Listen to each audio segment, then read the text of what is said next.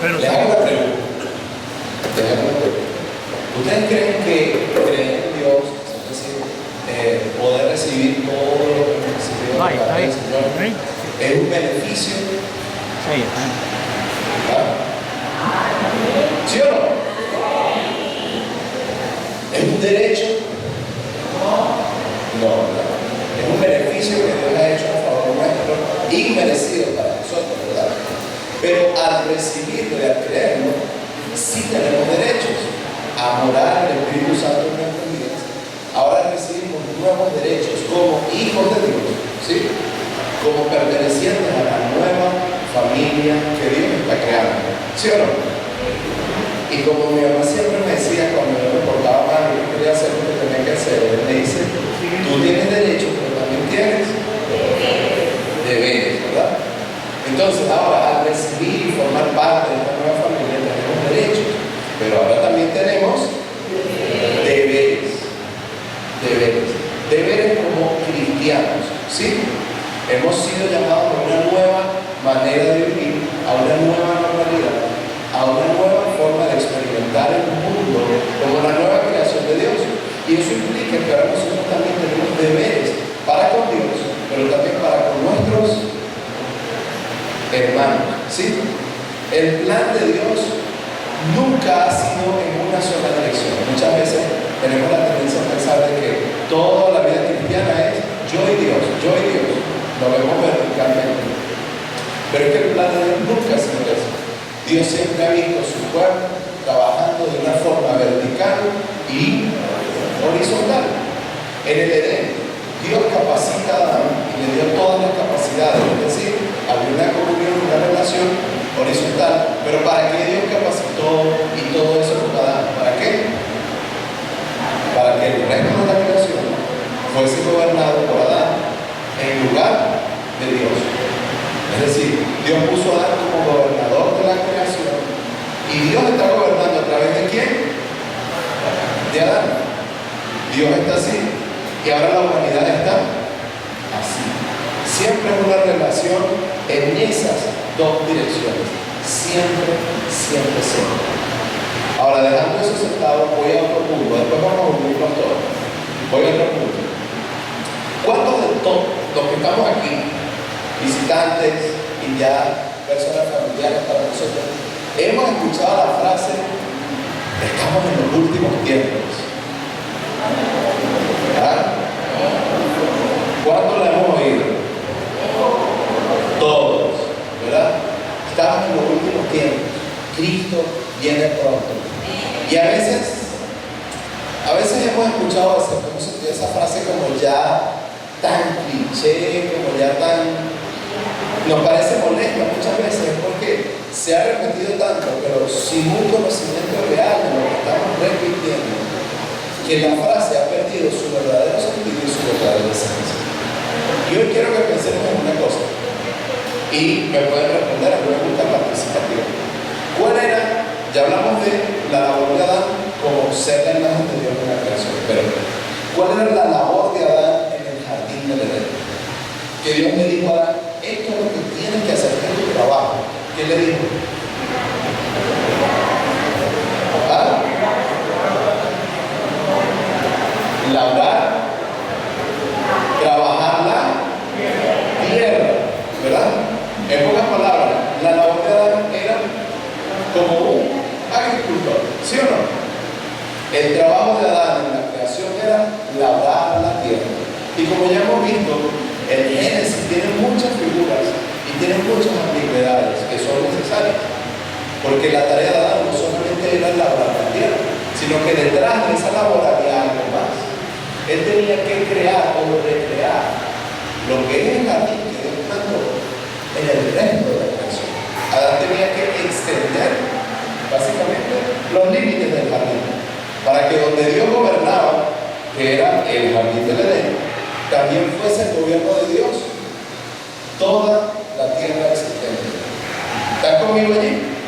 ¿Me siguen? Bien.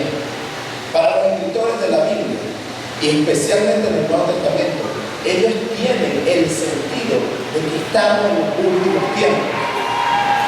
Los apóstoles que escribieron,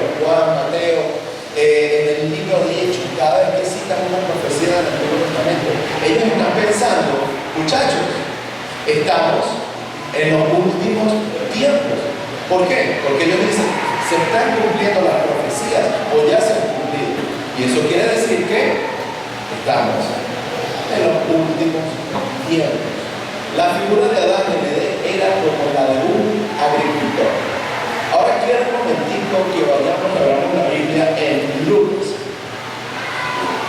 Lucas capítulo 3, versículos 16 y 17. Lucas 3, 16 y 17.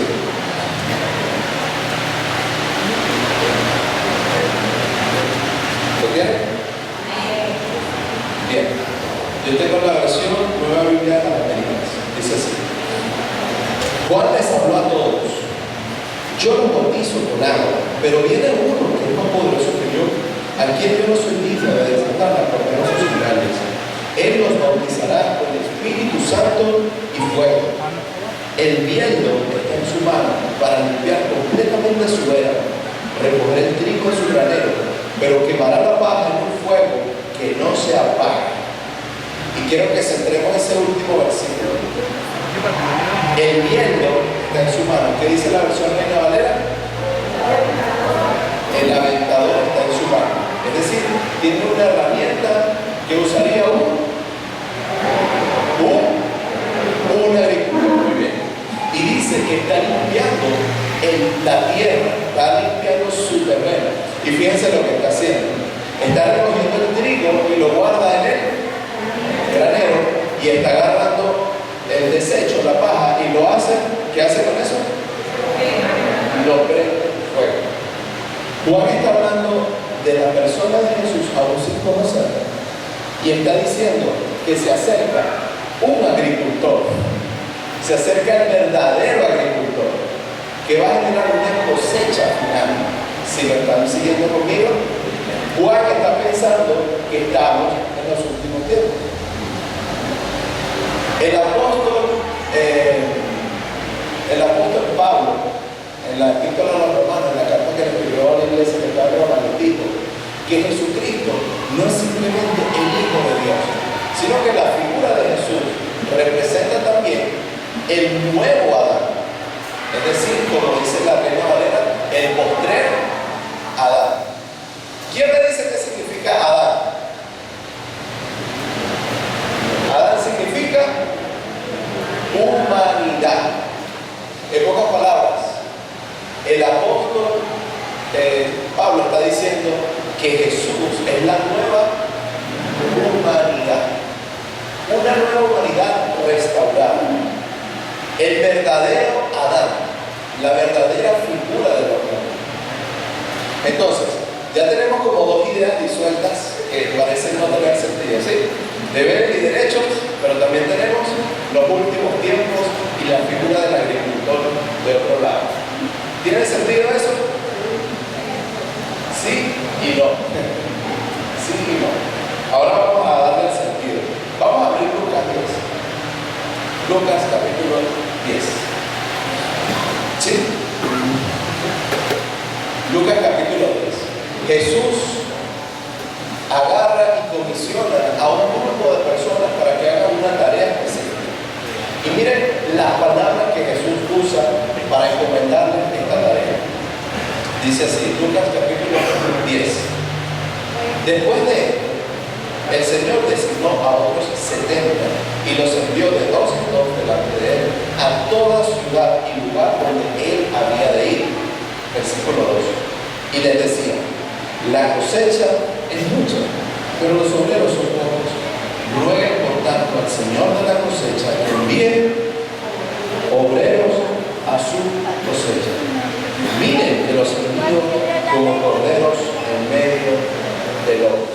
Podríamos seguir este pasaje que está en todo el capítulo, la idea. Pero lo cierto es que Jesús está retomando la idea nuevamente de un agricultor. Y le está diciendo a estos 70 comisionados que hay mucho trabajo, pero hay pocos obreros. Y como ya vimos en el otro pasaje anterior que estaba diciendo Juan de Jesús, él venía a agarrar el trigo, guardarlo en su granero, y él iba a agarrar el desecho y lo iba a quemar. Y Jesús está mandando y comisionando a este grupo de 70 discípulos, seguidores de Jesús, y les está diciendo: muchachos, ayúdenme a recoger la cosecha. ¿Sí? Ya los campos están listos. Como dice otro pasaje, están blancos para la siega. Es decir, ya el fruto está para ser cosechado. Vayan y ayúdenme a cosechar. Ese vayan y ayúdenme a cosechar es algo que quiero que veamos hoy. Tenemos derechos, pero también tenemos la figura del hombre que siembra, el agricultor, es frecuentemente usado muchísimo, muchísimo. Pero en este sentido, ahora Jesús nos está pidiendo a nosotros que nosotros seamos sus colaboradores en esta tarea de cosechar para los últimos tiempos. Todo el Nuevo Testamento está plagado y lleno de la idea de que estamos viviendo en los últimos tiempos. Después de la resurrección de Jesús, estamos a la expectativa. Muchachos, ya Cristo viene. Estamos en los últimos tiempos. ¿Sí o no? Esa es la expectativa a la que nos enfrentamos. Yo ahora quiero, hermanos, que me digan una cosa. ¿Ustedes están dispuestos a tomar las herramientas de agricultura y a ir a la cosecha, a ir a los campos? No me digan amén de la boca para afuera. Realmente eso tiene implicaciones serias y profundas. ¿Estamos dispuestos realmente a ir a tomar nuestras herramientas para trabajar en el campo del Señor? A la verdadera cosecha. Y hermanos, como iglesia tenemos una responsabilidad. Tenemos derechos, gracias a Dios, qué bueno, qué bonito. Pero tenemos una gran responsabilidad con hermanos que han tomado las herramientas y han salido al campo a trabajar. Tenemos hoy en día a nuestra hermana Beatriz y a Jocabet, que están tomando las herramientas para ir al campo. Y como bien sabemos, tenemos derechos, pero nuestra responsabilidad para con ellos, ¿cuál será? Espero que ustedes ya lo saben, yo sé, pero ¿cuál será? Quiero que lo vamos a ver. Nuestra responsabilidad para con ellos. Apoyar. ¿Ah? Apoyarlos. Apoyarles. ¿Qué significa apoyar? Ay, ojalá que les esté yendo bien. Cruzo los dedos para que esté yendo bien. Orar. Pedirle al Señor de la mies que esté enviando obreros a su mies, ¿verdad? ¿Pero qué más? Colaborar financieramente. Siempre está la creencia popular de que los diezmos son para el pastor y para que el pastor se compre un carro. ¿Sí o no? Todo eso lo hemos escuchado y muchas veces quizás anteriormente lo repetimos sin saber. No, los diezmos son para que el pastor se compre un carro. Pero al evaluar realmente el mensaje de la Biblia, en el Antiguo Testamento, los diezmos eran para el sustento de los que no tenían, para tener el templo funcionando y para sustentar a las personas que no tenían, por lo menos los levitas, que no tenían cómo trabajar. Su trabajo era atender el templo. Y ellos se sustentaban ¿de qué? De los diezmos. Hoy en día, en el Nuevo Testamento, no hay diezmos. No lo hay. Pero sí hay una responsabilidad completamente moral, los unos con los otros. La responsabilidad y el deber de Dios siempre ha sido vertical, pero para que nosotros seamos horizontales. ¿Qué dice aquí? Tenemos todas las bendiciones de Dios, como dice Pablo en Efesios, todas las bendiciones espirituales de Dios en los lugares celestiales. ¿Para qué venimos a bendecir? ¿Para que nos pongamos gordos? Como yo. ¿Para qué venimos a bendecir? Para poder bendecir horizontalmente. Hermanos, la misión de Dios no es algo de una persona, no es algo de unos pocos en la iglesia. La misión de Dios es algo de la iglesia completa. Dios nunca visualizó, yo voy a morir y voy a salvarlos para que uno se quede sentado y otro vaya. El llamado de Dios a las misiones es para todos nosotros, en cualquier lugar, en donde sea, con cualquier persona, con cualquier contexto. El llamado de Dios nunca es, bueno, los que van al Medio Oriente y los que se quedan. Nunca. La misión de Dios siempre fue todos a todos lados. Y les hago un llamado a ustedes, mis hermanos. Si ustedes han recibido hoy el Espíritu de Dios, si ustedes tienen un verdadero corazón misionero, si ustedes realmente aman a Dios, si ustedes realmente aprecian las palabras de Jesús, ustedes van a hacer lo que Jesús les pide. ¿Sí o no? Jesús les dice, muchos me dicen Señor, Señor, pero no hacen lo que yo les pido. Esos no son mis siervos, esos no son mis discípulos. ¿Quiénes son los verdaderos discípulos de Dios? Los que cumplen con la voluntad de su Señor. Les pregunto, ¿son verdaderos siervos de Dios? ¿Son verdaderos servidores y discípulos de Dios? Para pensar, para meditar. Vamos a ir a ese pasaje en Romanos,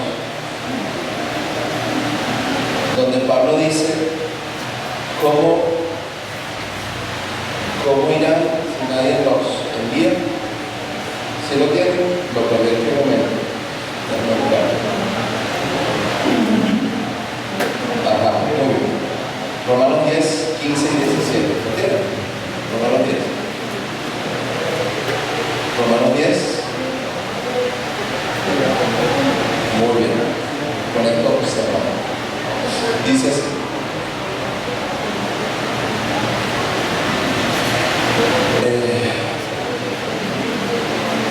Versículo 13. Vamos a leer el 13. Porque esto tiene un contexto, obviamente. No tenemos tiempo. Versículo 13. Porque todo aquel que invoque el nombre del Señor será salvo. Pero hay un problema. ¿Cómo pues invocarán a aquel en quien no han creído? ¿Y cómo creerán en aquel de quien no han oído? ¿Y cómo van a oír sin haber quien les predique? ¿Y cómo van a predicar si no son enviados? Tal como está escrito, cuán hermosos son sobre los montes los pies de los que anuncian las buenas nuevas, el Evangelio. ¿Sí? ¿Quiénes somos nosotros? Los que envían, los que van, los que predican.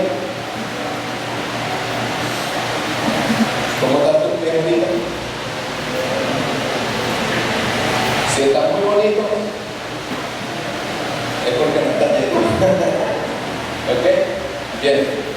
Mis hermanos, vamos a tomar un tiempo 5 minutos, ¿les parece? Quiero que todos oremos al Señor para que envíe obreros a su vez, para que nos abra un corazón dispuesto a nosotros para ir y apoyar todo lo que sea su voluntad, todo, sea lo que sea. Hermanos, quiero que oremos por los hermanos que están en persecución, quiero que oremos por los que están en los campos, ahorita allá trabajando, dando la cara, quemándose con el sol, caminando largas distancias para ir a hacer lo que quizás muchos no van a atrever a hacer, hermanos. Quiero que tomemos un tiempo de verdad, oremos por nuestros hermanos, oremos por nuestra propia familia en la fe, por todos los hermanos que están alrededor del mundo de donde somos.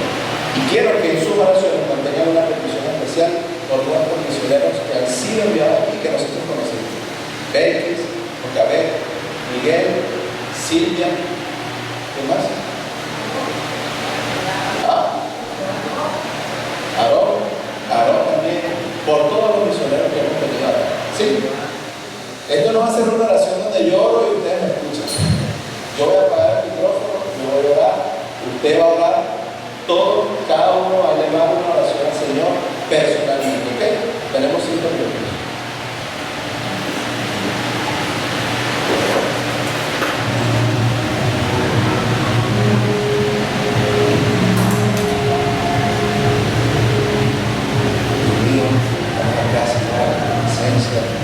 Todos los hermanos viven en oración sobre la familia. Con una gran número de testigos, saludos de Guerrero, de San Juan. Nosotros como una familia unida, como una familia espiritual, Señor, con los santos, para santos, pidiendo por todos los santos, por todos los hermanos, en algún trabajo, Señor, por todas las personas que están entregadas a través de todas las reglas, para que Dios te alimentando, Señor, físicamente su cuerpo, proveyendo todas sus necesidades, Señor, para aquellos necesidades, Señor. Cuán difícil, Padre, para mí estar en el campo y sentir la desesperanza, Señor, sentir la soledad, muchas veces, Señor, la lejanía de nuestros seres queridos, familias, Señor. Te pido, Padre Santo, para que tú les des consuelo y aliento a todos estos corazones, Padre Santo. También te quiero pedir, por Señor, la misionera también, Silvia, Señor, por Javier y su mamá, Padre Santo. Te pido para que tú realmente estés alimentando, Señor, su cuerpo, su espíritu, fortaleciéndoles, dándole verdaderas estrategias para alcanzar, Señor, su misión, Señor. Te pido también por mis hermanos que están acá sentados, Señor, elevando el corazón a ti. Señor, que si tú has encendido un fuego en su corazón, Padre Santo, que no se apague. Padre Santo, inquieta a cada uno de mis hermanos a que realmente puedan ser siervos, fieles y eficaces a servir. Gracias por cada uno de los corazones sinceros, Señor, que han elevado oraciones, Señor, hacia ti, por todas las personas y aún por ellos mismos. Escucha cada uno de nuestros compromisos, Señor. No permitas que nos olvidemos de los compromisos que hemos hecho delante de ti, Señor, y de la palabra que hemos hablado. Ayúdame, hermanos, permíteme llevar a cabo cada una de las cosas, Señor. Amén y amén. Buenos días, hermanos. ¿Cómo están? Vamos a orar para comenzar con nuestro mensaje. Señor, agradecemos por este momento, Padre, que nos permites poder estar en tu presencia y poder compartir las buenas nuevas de tu palabra. Poder, Señor, Dios mío, hablar acerca de tus verdades. Padre, toma la mente, el corazón de las personas en este momento y que todos podamos estar atentos para aprender, para meditar, Señor, Dios mío, acerca de este mensaje. Gracias, en el nombre de Jesús te lo pedimos. Amén.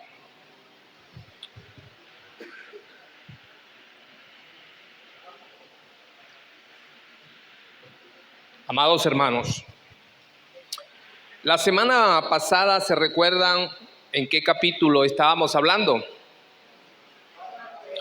Capítulo 4. Voy a hacer un breve recorrido por este capítulo 4, pero nuestro mensaje estará en el capítulo 4, versículo 32 al 37. Vamos a hacer un breve recorrido hasta el versículo 24. En el capítulo 4 vemos que hay 11 grupos de oposición para que no se predique el evangelio. Desde el capítulo 4, el versículo 1 al 6, están los sacerdotes, los saduceos, los gobernantes, ancianos, escribas, los de la familia del sumo sacerdote, el jefe del templo, Anás, el sumo sacerdote, Caifás, Juan y Alejandro. Estos eran 11 grupos de oposición, pero mayor influencia lo tenían los saduceos. Creo que en varias oportunidades se ha hablado de este grupo. Estos eran un grupo religioso que era muy rico, e influyentes, incluyendo el sumo sacerdotes.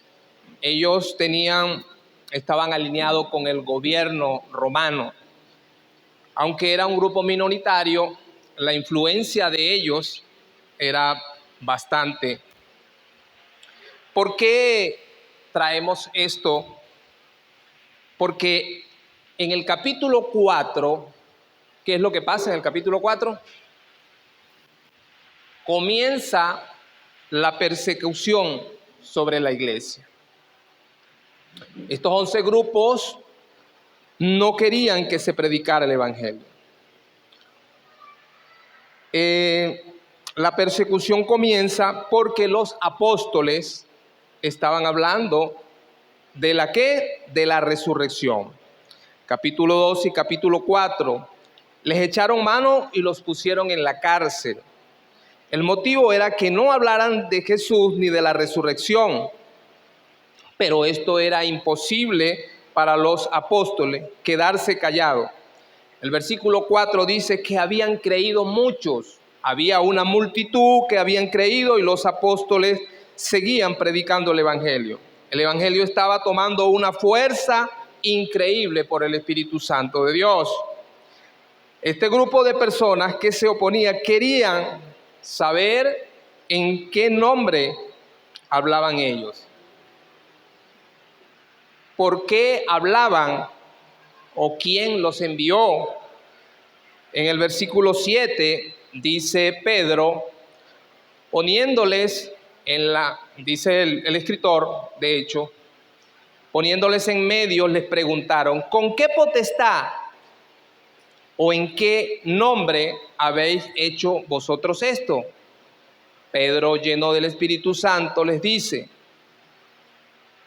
dijo a los gobernantes del pueblo, ancianos de Israel, puesto que hoy se nos interroga acerca del beneficio hecho a un hombre enfermo, ¿de qué manera éste haya sido sanado? El versículo 10, Pedro les contesta en el nombre, o sea, notorio a todos vosotros y a todo el pueblo de Israel, que en el nombre de Jesucristo de Nazaret, a quien vosotros crucificaste, a quien Dios resucitó de los muertos, por este hombre está en vuestra presencia, sano. Él está tomando la prueba que es este hombre sano. El versículo 13 dice de la manera siguiente, entonces viendo el denuedo de Pedro y de Juan, sabiendo que eran hombres sin letras y del burgo, se maravillaban y le reconocían que habían estado con Jesús. Pedro y Juan eran hombres que no tenían estudios académicos en ninguna universidad, sino que habían sido llenos, investidos por el poder del Espíritu Santo. Fíjense algo interesante sobre esto. Cada persona que tiene una relación con Jesús, las evidencias de esa persona son notables para los de afuera. Las evidencias de un hombre que tiene una relación con Dios es notable. No solamente dentro de la iglesia, sino fuera de la iglesia. Ellos sabían que habían estado con Jesús. Ellos sabían que tenían una mejor forma de hablar y lo que hablaban era de Jesús. Por eso reconocían que había en ellos algo especial, se maravillaron. Versículo 14 dice, y viendo al hombre que había sido sanado, que estaba en pie con ellos, no podían decir nada en contra. O sea, la evidencia estaba al frente de ellos. Había una evidencia que no podían negar, y era que un hombre que era cojo, era inválido, no podía caminar, ahora caminaba. Un hombre de más de 40 años, dice la palabra de Dios. En el verso 16 dice lo siguiente, diciendo, ¿qué haremos? Dicen estos hombres. ¿qué haremos con estos hombres? Porque ciertamente señal manifiesta ha sido hecha por ellos, notoria a todos los que moran en Jerusalén, y no lo podemos negar. Ellos sabían que había una verdad, pero esta gente era una gente muy rica, tenían una posición social. Al permitir que ellos hablaran acerca de la resurrección de Jesús, seguramente su estatus social se iba a ver comprometido. Verso 17, dice que los amenazaron para que no hablasen más al pueblo, los querían callar. Después de haberlos soltados, al quedar libre, verso 19, dice la palabra de Dios, mas Pedro y Juan respondiendo, diciéndole, juzgad si es justo delante de Dios obedecer a vosotros antes que a Dios. Ellos estaban dispuestos no solamente a predicar el evangelio, sino a atender lo que pasara. Ellos estaban dispuestos a morir si era necesariamente. De hecho, murieron. En el verso 20 dice la palabra de Dios, porque no podemos dejar de decir lo que hemos visto y oído. No podemos. Habían estado con Jesús, habían escuchado sus enseñanzas, vieron resucitar a Jesús, vieron a Jesús cuando fue trasladado al cielo y todo ese testimonio que impactó sus vidas. En el verso 23 dice que, y puestos en libertad, vinieron a los suyos y le contaron todo lo que los principales sacerdotes y los ancianos les habían dicho. Fíjense que después que ellos salen de la cárcel, no fueron a predicar el evangelio. La iglesia primitiva tenía un orden.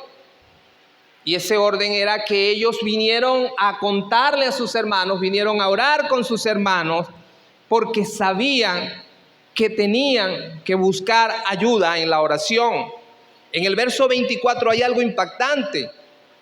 Y ellos, habiendo oído, alzaron unánimes la voz a Dios y dijeron, soberano Señor, maravilloso, soberano Señor, tú eres el Dios que hiciste el cielo y la tierra y el mar y todo lo que en ellos hay. La palabra soberano posee el poder supremo o final. Tiene completo control sobre la creación. Significa que gobierna. Ellos dicen soberano. Tú, Dios, reconocemos que tú tienes control de todo y que predicaremos el evangelio. Pase lo que pase, yo sé que tú permitirás que tu palabra siga adelante. Esto es algo maravilloso porque la característica fundamental de la iglesia primitiva, una era la unidad entre el pueblo de Dios y la otra era la oración. Unidad y oración fue que hizo la iglesia primitiva tan poderosa en ese tiempo. La unidad y la oración que debe tener el pueblo de Dios en este tiempo. Ahora, nuestro mensaje comienza en el versículo 32 al 37. Versículo 32 al 37, capítulo 4. Dice así: y la multitud de los que habían creído era de un corazón y un alma, y ninguno decía ser suyo propio nada de lo que poseía, sino que tenían todas las cosas en común. Y con gran poder los apóstoles daban testimonio de la resurrección del Señor, de la resurrección del Señor Jesús, y abundante gracia era sobre ellos. Así que no había entre ellos ningún necesitado, porque todos los que poseían heredades o casa las vendían y traían el precio de lo vendido y lo ponían a los pies de los apóstoles. Y se repartía cada uno según su necesidad. Entonces José, a quien los apóstoles pusieron por sobrenombre Bernabé, que traducido es hijo de consolación, levita, natural de Chipre, como tenía una heredad, la vendió y trajo el precio y lo puso a los pies de los apóstoles. Vemos acá el testimonio y la multitud de los que habían creído era de un corazón y un alma. Estas dos frases llaman mucho la atención.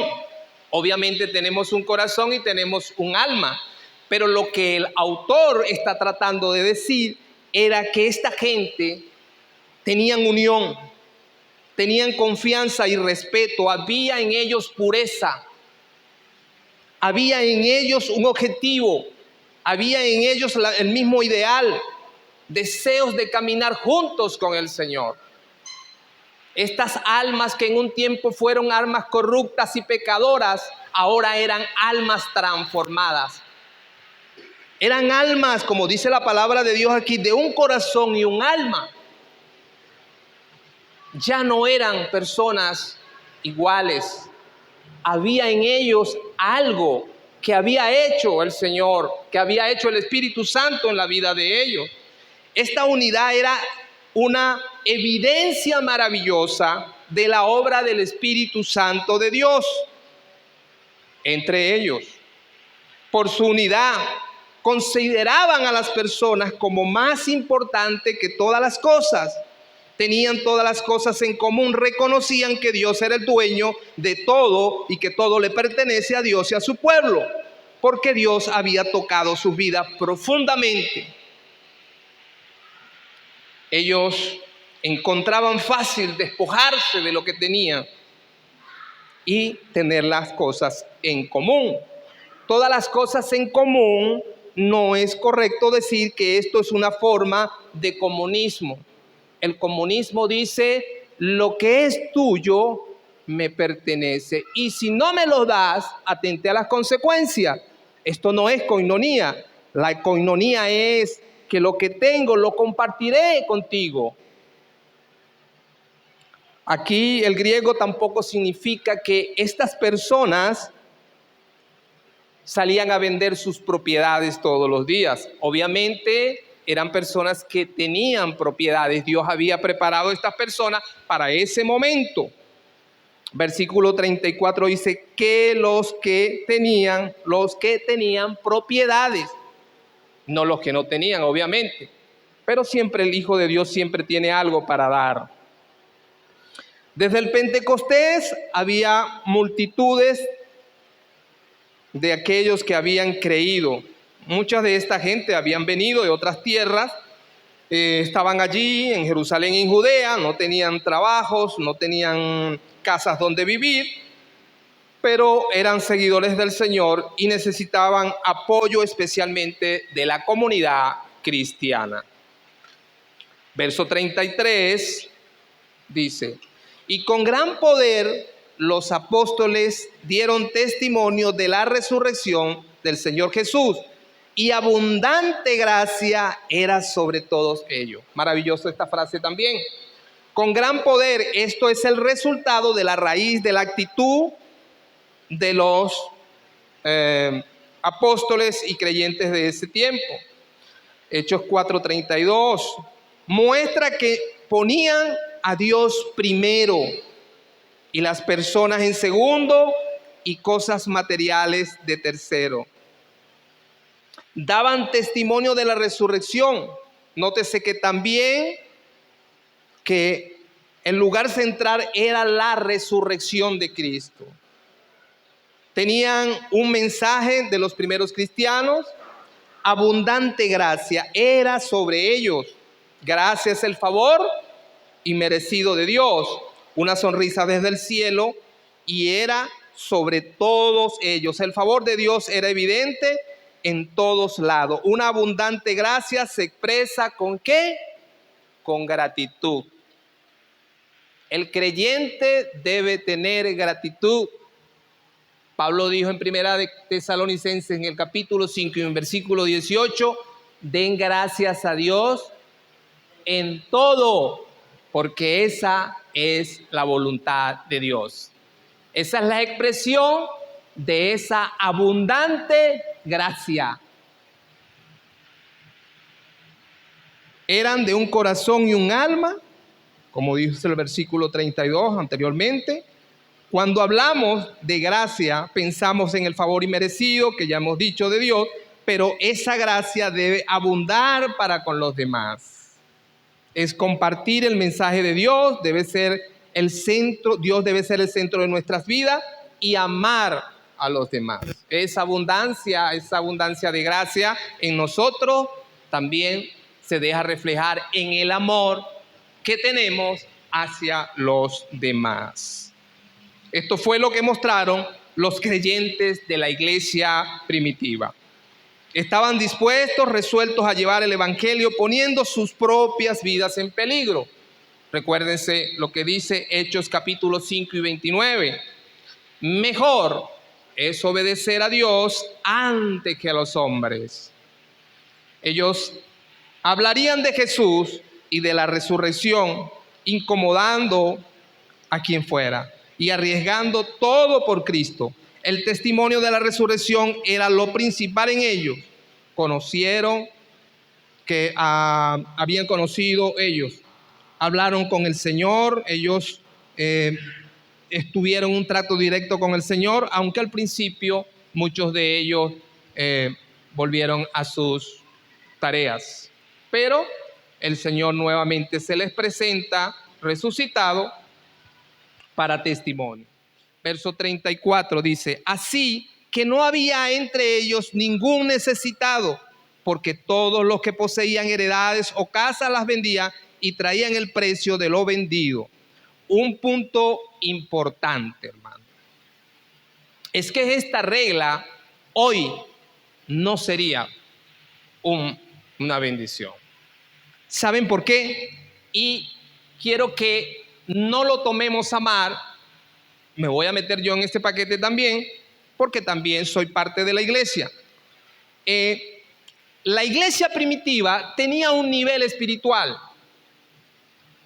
No sé si está de acuerdo conmigo, pero es lo que, viendo esto, la iglesia primitiva tenía un nivel espiritual que no lo tenemos nosotros hoy en día.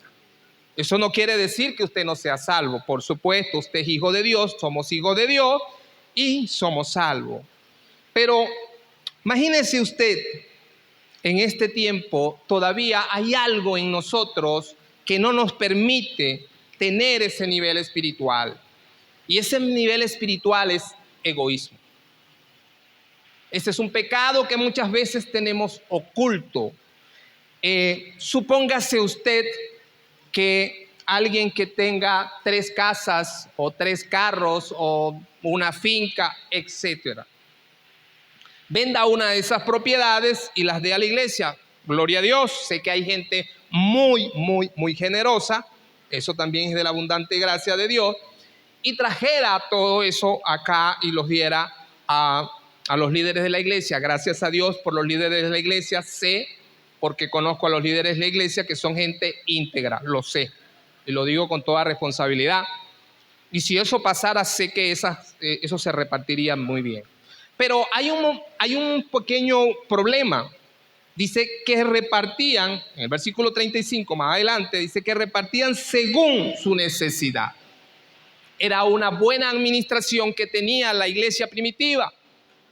Y esa según la necesidad de alguien, es que daban conforme a lo que necesitaban.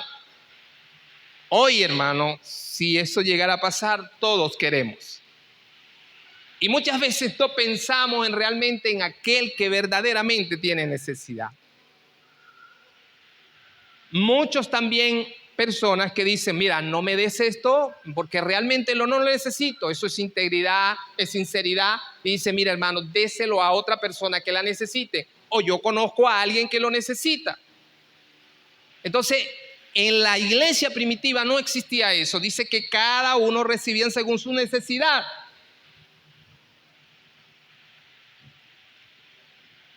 ¿Qué pasó?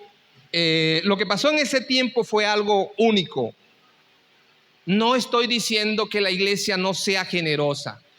Por supuesto, y acá en esta iglesia, hermanos, donde estamos acá ahorita, y lo que vemos, todo esto ha sido por la generosidad de mucha gente que ha dado para que esto se lleve a cabo. El viernes me paraba en la puerta y veía todo esto y decía, para mí, honestamente, en el principio no creía dónde estábamos pisando. Y gracias a la donación y al esfuerzo de mucha gente que ustedes conocen que trabajó acá con lluvia, con sol, con agua, con lo que sea, se mantuvieron acá firmes. Y nosotros hoy podemos disfrutar de este lugar por la generosidad de la gente que trabajó y dio con sus recursos. Ahora, vamos a explicar sobre este versículo 34. Dice, no había ningún necesitado. Lo que tenían heredades, las vendían. Vamos a recordar primero Hechos capítulo 2 para poder entender mejor este contexto. Cuando llegó el día del Pentecostés, verso 4, el Señor les dijo que no se fueran de Jerusalén y que esperaran la promesa del Padre. Hechos capítulo 2, versículo 5 dice, moraban entonces en Jerusalén varones piadosos de todas las naciones del cielo. Se llamaban piadosos porque querían guardar con toda diligencia la ley de Dios. Muchos de ellos hicieron un viaje desde tierras muy lejanas de otros países para asistir a la fiesta del Pentecostés. Querían agradar a Dios, querían estar allí. Lucas 1:16 dice, y hará que muchos de los hijos de Israel se conviertan a Dios, el Dios de ellos. Esta gente, como dijimos, eran gente que habían venido de Galacia, de Bitinia, del Ponto, de muchas partes lejos a esta maravillosa fiesta que celebraban los judíos el día del Pentecostés. Muchos de ellos se quedaron en ese lugar y habían gastado dinero, no tenían trabajo, no tenían casas. Seguramente algunos fueron a vivir con otros hermanos que les ofrecieron hospitalidad. Otros habían gastado el dinero, alquilaron algunas casas para vivir me imagino, con sus familiares. Pero Dios sabía y conocía la necesidad y había preparado los corazones de los hermanos, porque eran de un corazón y un alma. Había generosidad, amor, unidad, tenían una verdadera relación con Dios por medio de la oración. Expresaron juntos la necesidad que tenían y reconocen a Dios como el soberano, el que todo lo puede. No era todos los días tampoco que salían esta gente a vender sus propiedades. Era cuando surgía una necesidad. O sea que la administración de la iglesia primitiva era excelente. Había integridad entre las personas. Lo que tenían lo cedían a los hermanos. No era algo obligado tampoco. Era algo espontáneo. Salía de sus corazones. Eso también es abundante gracia. Ellos estaban dispuestos a dar porque reconocían que lo que tenían no era de ellos. Era porque Dios se los había dado. Muchas veces somos tan apegados con el materialismo que cuando decimos dar a la iglesia, apretamos duro el cinturón, el bolsillo para que no se note o no queremos dar. Versículo 35 dice, y lo ponían a los pies ¿de quién? De los apóstoles, hermanos. Esta gente era tan maravillosa que no pensaban en ellos mismos. pensaban era en la necesidad que tenían esta gente. Esta gente era una gente pura y daban según los que tenían una verdadera necesidad, y a otros, los que tenían poca necesidad, les daban menos. Los apóstoles eran gente confiable. Estaban enfocados en la necesidad de cada hombre, de cada mujer, de cada persona que había allí. Estos 11 apóstoles que habían allí, habían 12 apóstoles, ¿recuerdan? Pero había una manzana podrida. ¿Se recuerdan cuál fue esa manzana podrida? ¿Quién fue? Judas. Judas era un hombre tremendo. Tenía mucho amor al dinero. Vamos a leer lo que dice capítulo 12, 3 al 6 del Evangelio de Juan. Entonces María tomó una libra de perfume de nardo puro, de mucho precio, y ungió los pies de Jesús y los enjugó con sus cabellos, y la casa se llenó de olor de perfume. Y dijo uno de sus discípulos, Judas Iscariote, hijo de Simón, el que le había de entregar: ¿por qué no fue este perfume vendido por 300 denarios y dárselo a los pobres? Pero dijo esto no porque se cuidara de los pobres, sino porque era ladrón, y teniendo la bolsa sustraía lo que se echaba en ella. ¿Se imaginan ustedes qué hubiese pasado si Judas en ese tiempo hubiese administrado esas ofrendas? Bueno, verdaderamente Dios sabe todas las cosas que hace, hermano. El testimonio de un hombre fiel. Aquí vemos en el versículo 36 y 37, entonces José, a quien los apóstoles pusieron por sobrenombre Bernabé, que traducido es hijo de consolación, levita, natural de Chipre, como tenía una heredad, la vendió y trajo el precio y lo puso a los pies de los apóstoles. Bernabé era un hermano de un talento maravilloso.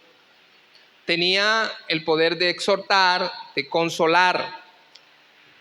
Hoy en día necesitamos esos talentos para la iglesia. El cuerpo de Cristo no funciona con un solo miembro, sino que todos los miembros ayudan para que haya un buen funcionamiento. Dios coloca a los miembros, cada uno de ellos, en el cuerpo como Él quiso. Pero ahora son muchos los miembros, pero el cuerpo es uno solo. Primera de Corintios 12, 14 al 20. Los miembros del cuerpo tienen una variedad de funciones. Bernabé no tenía el mismo talento que Pablo, que Apolos, que Pedro.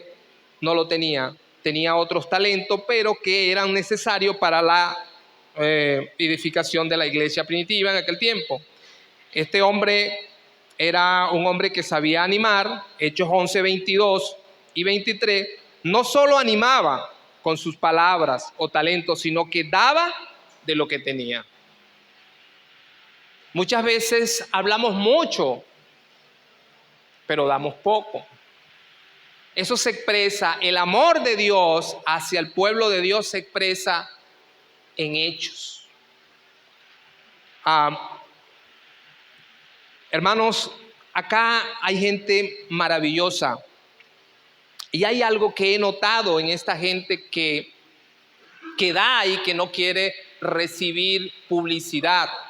Aunque no creo que esto era lo que se proponía a Bernabé, sino que simplemente cuando hizo esto, vendió esa heredad y la trajo a los apóstoles, no se pudo evitar y ¿quién dio esta plata? La dio Bernabé, y ciertamente recibió alguna publicidad de ello.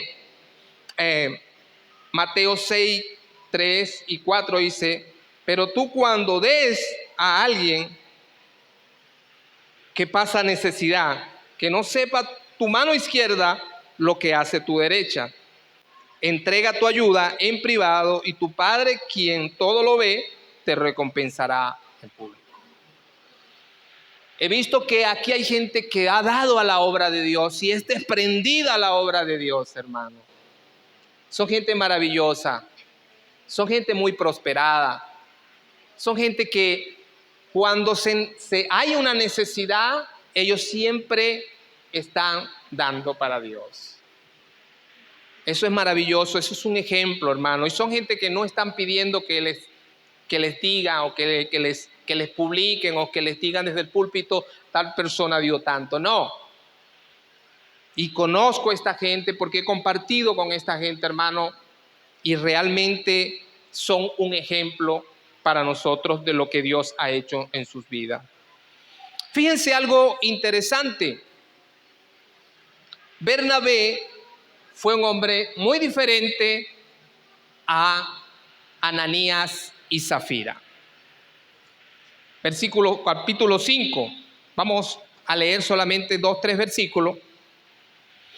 Dice así: pero cierto hombre llamado Ananías, con Zafira su mujer, vendió una heredad y sustrajo del precio, sabiéndolo también su mujer, y trayéndolo solo una parte, la puso a los pies de los apóstoles.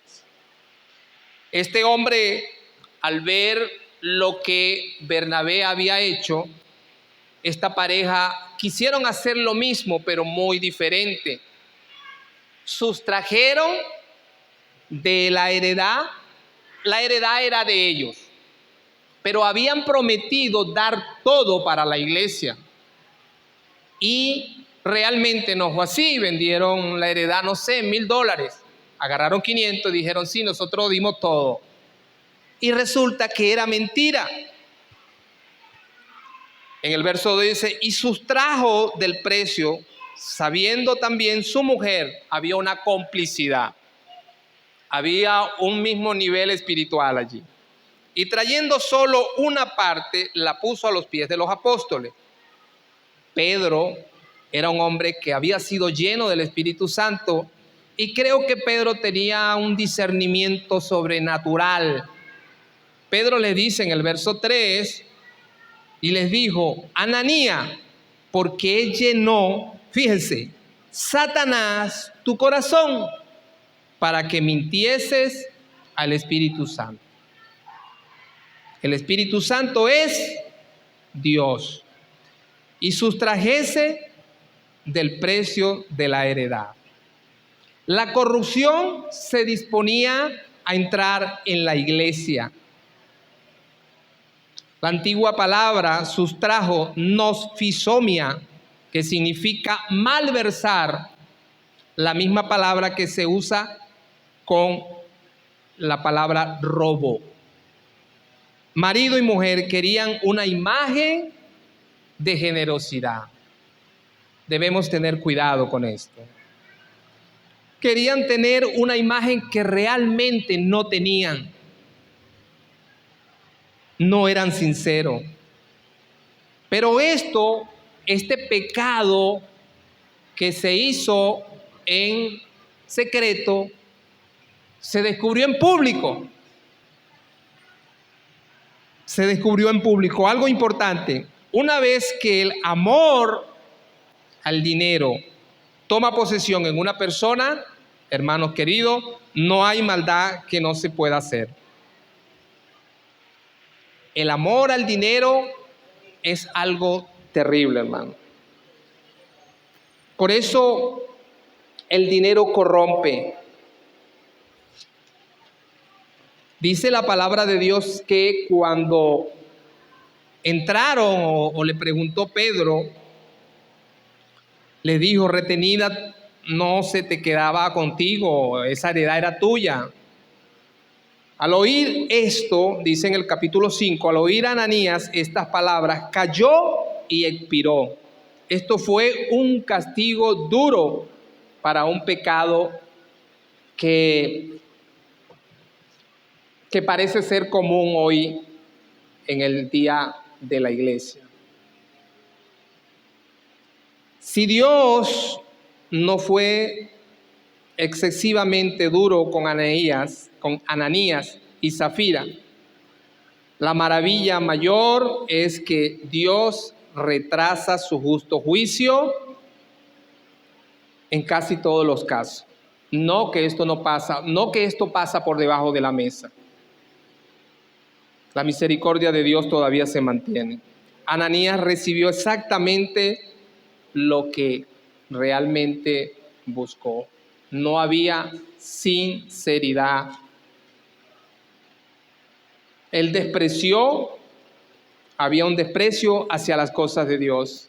Había vanidad, ambición. Había hipocresía, pecado de avaricia. Retener dinero es pecado de avaricia. El dinero se usa para bendecir, se utiliza también para nuestras necesidades, obviamente. Pero hay mucha gente, hermano, que ha muerto en la miseria teniendo dinero. Mientras tú das para la obra de Dios y para lo necesitado, Dios también te dará. Entonces vemos aquí un cuadro de una iglesia con un nivel espiritual, pero en el capítulo 5 Satanás quiere ensuciar a la iglesia. Por eso, mis queridos y amados hermanos, debemos tener mucho cuidado con nuestras vidas, y al meditar en todas estas cosas podemos aprender una sola cosa: la unidad,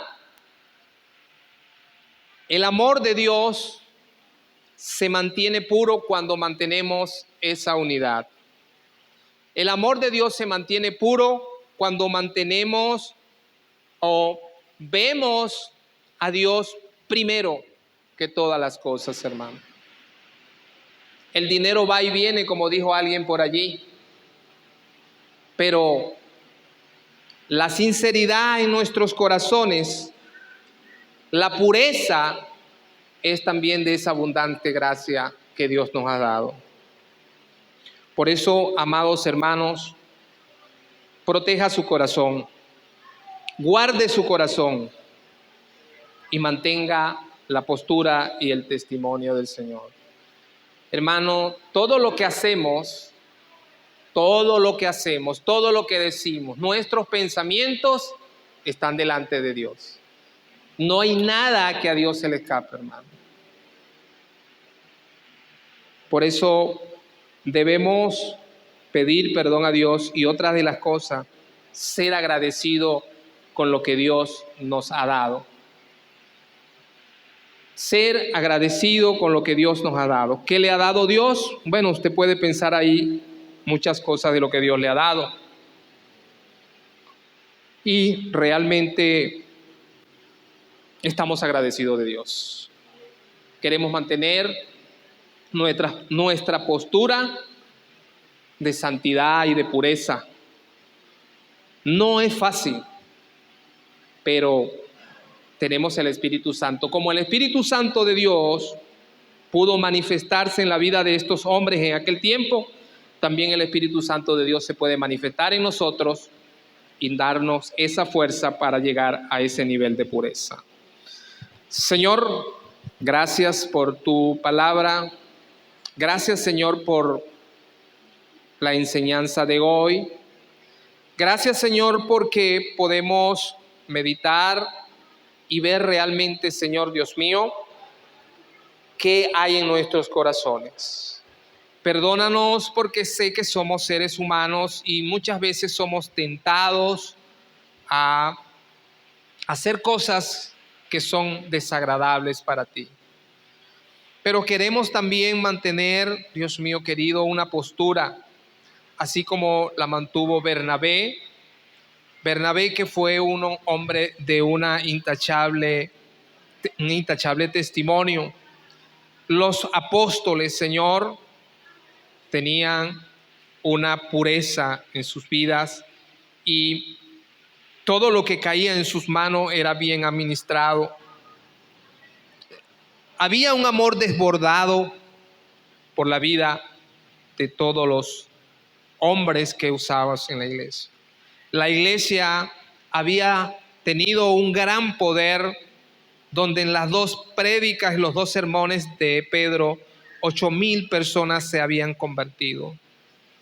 Esto debido a la llenura del Espíritu Santo y a esa santidad que mantenían esa gente, a esa sinceridad y a ese amor y a esa pasión por las cosas del Señor. Padre, permítenos tener pasión por tu palabra y amar, Dios mío, con un amor verdadero, con ese amor que viene del cielo. No con mi amor, porque mi amor falla. Mi amor es egoísta, pero el amor tuyo, Padre Santo, es un amor desbordado. Todo esto te lo pedimos en el glorioso nombre de Jesús. Amén.